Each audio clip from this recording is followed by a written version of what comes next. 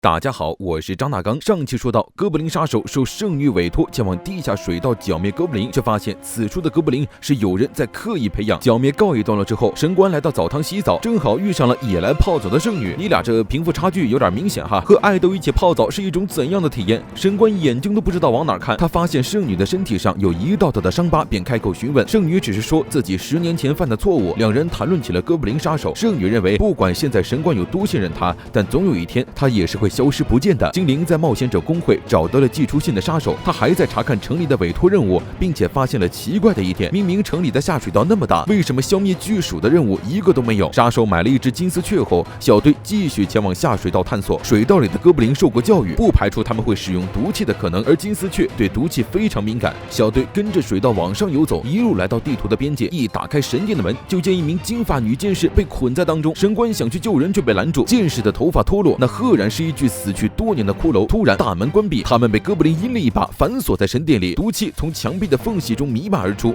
这群哥布林果然决定用毒攻，房间没有别的出口，再待下去他们绝对会被毒死。杀手拿出木炭，让他们将口鼻捂住，用水泥堵住墙上的洞，再用房间内的石棺堵住大门。门外的声音越来越大，他们被哥布林包围了。室内的缝隙被堵住之后，毒气倒流，反而毒死了几个哥布林。几人退后，竖起圣臂召唤龙牙兵。很快大门被冲破，一大群哥布林张牙舞爪地冲了上来，数量庞大都是其次，最要命的是他的领头居然是哥布林英雄。杀手和蜥蜴靠着圣臂将靠近的哥布林全部斩杀。杀手冲向哥布林英雄，却被对方一锤子抡飞撞墙，又狠狠摔在地上。看着倒在地上吐血不止的杀手，神官吓得不轻。他又想起了圣女的话，总有一天杀手是会消失不见的。心神俱震之下，圣臂都无法维持，哥布林一拥而上，导致几人陷入绝境。精灵被扯光了衣服，矮人和蜥蜴被包围，心理防线彻底被崩溃的神官倒在地上动弹不得，被哥布林英雄一把抓住撕咬。神官凄厉的惨叫唤回了杀手的意识，一波回忆杀后蓄能完毕，杀手眼冒红光站了起来，抓起地上掉落的头发，趁其不备跳上去死死勒住了哥布林英雄的脖子。头发的韧性强到离谱，哥布林英雄被勒得双眼暴突，呼吸困难，抄起棒槌到处乱窜，却根本够不到身后的杀手，反而锤死了不少自己人。矮人和精灵趁机挣脱，掩护蜥蜴去救治神官。杀手死死拽着手里的头发，就算是死，他也要死得像棺材上的钉子。哥布林英雄被杀手锤爆一只眼球，才勉强挣脱，狼狈不堪地逃走了。剩下的哥布林被杀手的杀气震慑，也吓得落荒而逃。神殿一片狼藉，满地都是哥布林的尸体。精灵和矮人扶住了重伤的杀手，神官在蜥蜴的治疗下保住了一条命。见到神官平安无事后，杀手紧绷的弦一松，吐出了一大口血后倒在了神官身边。杀手回起了小时候姐姐被哥布林杀害之后，他拜了一人为师，学习如何杀死哥布林。师傅总是将他置于危险之中，骂他弱小，什么都保护不了。杀手再次醒来，已经是第二天早上了。昨天的经历就像是一场梦，他身上一点伤都没留下。扭头一看，好家伙，神官光着身子搂着他胳膊睡得正香，衣着单薄的圣女也出现在了房间里，问杀手和他们同床共枕的感觉如何？你们昨晚干了什么？我是错过了一集吗？杀手还直言不错，当然不是你们想的那样，而是和纯洁少女一起躺着就能引发神迹复活。杀手和神官的伤就是这么治好的。话虽这么说，但圣女其实已经不是纯洁少女了。10年前她被哥布林掳走后受尽折磨，她被称为剑之圣女，杀死魔神王的女人，却日复一日对哥布林的害怕无以复加。她希望杀手能救救她，消灭城里的所有哥布林。虽然说还要继续探索地下，但杀手的装备磨损得很厉害。几人吃完早饭，小队其他人提出先去探路，让杀手和神官去修理装备。神官的锁子甲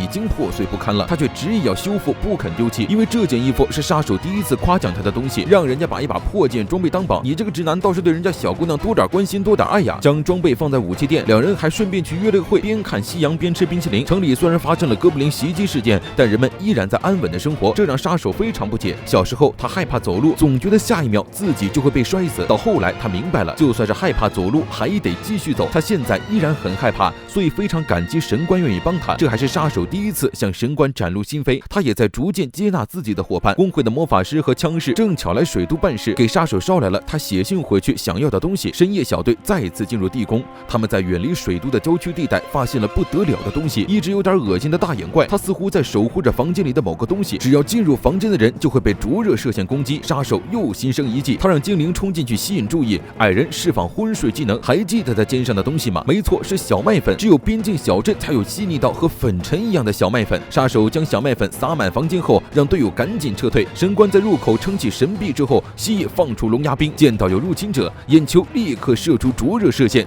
明火瞬间点燃一屋子的小麦粉，轰轰的一声巨响，粉尘爆炸的巨大威力轰死了大眼怪。解决完大眼怪后，出现在众人面前的是一面巨大的镜子，而这面镜子是制造传送门的古代魔法镜，而镜子里出现的居然是哥布林的老巢。很明显，有人将镜子放在这里召唤哥布林。刚才的爆炸声传出去很远，听到响动的哥布林朝这边赶回来抢镜子，又是一场恶战又开始了。杀手的计划是一套连着一套，不愧是以后要成为圣勇的男人。他让蜥蜴召唤龙牙兵保护神官，这次的计划很简单，就是杀，能杀多少是多少，给蜥蜴足够的时间把镜子从墙上扒下来。前方又扔又砸，杀得起劲儿，但数量就是不见少。蜥蜴这边拆迁工程也不容乐观，哥布林数量实在太多，好在小队逐渐配合默契，杀手一路砍杀哥布林，冲向哥布林英雄，并引诱他朝哥布林群里攻击。两锤子下去，杀手屁事儿没有，哥布林英雄砸死了一堆自己人。在神官的帮助下，蜥蜴总算是撬开了墙上的镜子。杀手让蜥蜴将镜子正面朝上举起，他们躲在镜子下。